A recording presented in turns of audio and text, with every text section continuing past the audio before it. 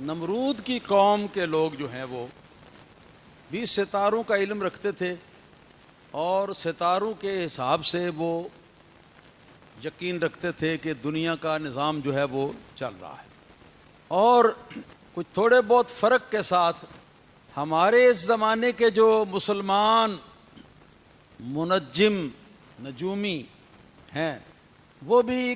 کاربار جہان کو ان ستاروں کا کھیل ہی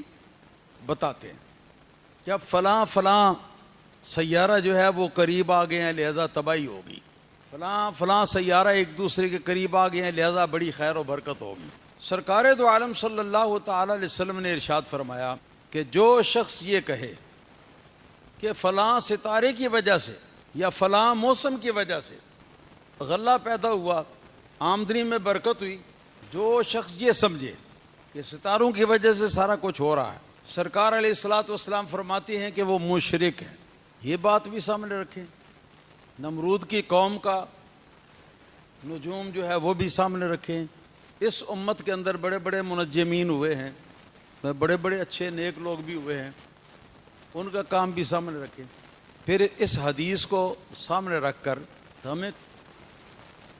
کچھ سمجھنا ہوگا کہ نجوم یعنی ستاروں کے حساب سے دنیا کے کاروبار کو منسلک قرار دینا۔ دراصل اس کی ہیں دو صورتیں۔ پہلی صورت یہ ہے کہ کوئی شخص یہ کہے کہ کاروبار دنیا میں یہ ستارے جو ہیں یہ بذات خود ستارے جو ہیں یہ تاثیر جو ہے نا وہ رکھتے، جس سے یہ کاروبار دنیا چلتا ہے، اور اس تاثیر کے اندر وہ کسی کے محتاج نہیں، کوئی ان کو کنٹرول نہیں کر سکتا۔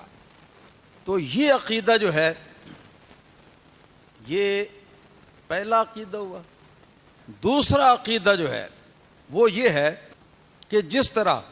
سورج اللہ تعالیٰ کا بنایا ہوا ہے، سورج جب تک آسمان پر موجود ہے چمک رہا ہے تب تک دن ہوتا ہے،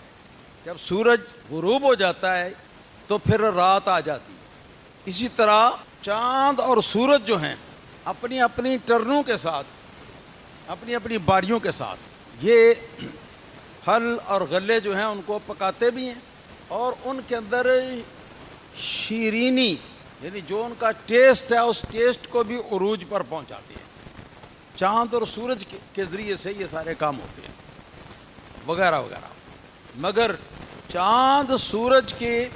ان اثرات کو ہم لوگ یا مسلمان منجمین جو ہیں یہ ان کی ذاتی تاثیر نہیں قرار دیتے، بلکہ یہ قرار دیتے ہیں کہ اصلی خالق و مالک اور متصرف حقیقی، مؤثر حقیقی اللہ تعالیٰ وحدہ لا شریک کی ذات ہے۔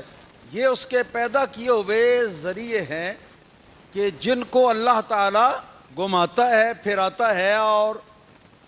پھر جو حرکت ان کے اندر اللہ تعالیٰ پیدا کرتا ہے اس حرکت کے نتیجے میں پھر دنیا کے اندر مختلف کام جو ہے نا وہ پایہ تکمیل تک پہنچے۔ یہ دوسرا عقیدہ ہو گیا کہ مؤثر حقیقی اور حقیقی قدرت والی ہستی اللہ تعالیٰ وحدہ لا شریک کی ہے، اور سورج، چاند اور دیگر ستارے جو ہیں ان کے اندر جو تاثیرات ہیں وہ اللہ تعالیٰ کی پیدا کی ہوئی۔ جب تک وہ چاہتا ہے تو وہ تاثیرات ان سے ظاہر ہوتی رہتی ہیں اور اس سے مختلف دنیا کے کام جو ہیں وہ انجام ہوتے ہیں، اور جب وہ جل مجد الکریم چاہتا ہے کبھی تو ان کی تاثیر کو روک بھی دیتا ہے، جو ہے وہ بھی پیدا فرما دیتا ہے۔ تو یہ عقیدہ جو ہے یہ اہل اسلام کا عقیدہ ہے، اور وہ پہلا جو عقیدہ ہے وہ عقیدہ اہل اسلام کا نہیں، بلکہ وہ لوگ جو اللہ تعالیٰ وحدہ لا شریک کو نہیں مانتے، خدا کے وجود کے قائل نہیں ہیں، اور وہ ان سیاروں یا ان ستاروں کی ذاتی قدرت اور ذاتی تاثیر سمجھ کر تو ان کے ذریعے سے نظام کائنات جو ہے اس کے اندر مختلف امور انجام دیے جانے کو مانتے، یہ مشرکی۔ اب فرق سمجھ میں آ گیا نا؟ مؤثر حقیقی اللہ تعالیٰ کی ذات کو جانے اور ان سیاروں ستاروں کو اللہ تعالیٰ کا مخلوق سمجھے، اللہ تعالیٰ کے آگے مقہور سمجھے، اللہ تعالیٰ کی آگے مجبور سمجھے کہ جس طرف اللہ تعالیٰ ان کو چلاتا ہے اس طرف چلتے، جو تاثیریں اللہ پاک پیدا فرماتا ہے ان تاثیروں کو دنیا میں بکھیرتے ہیں۔ یہ عقیدہ ہے اہل ایمان کا۔ اور اگر کوئی سمجھے کہ ستاروں کے ادھر ادھر ہونے سے نظام کائنات میں کوئی انقلاب برپا ہوتا ہے یا کوئی فرق ہوتا ہے، اور اس تاثیر کو ستاروں کی حقیقی تاثیر جانے، اللہ تعالیٰ کے ماتحت اس کو نہ سمجھے اللہ کی قدرت کے ماتحت، تو یہ خالص مشرکانہ عقیدہ ہے۔ تو یہ مشرکانہ عقیدہ جو ہے یہ نمرود کی قوم کا بھی تھا۔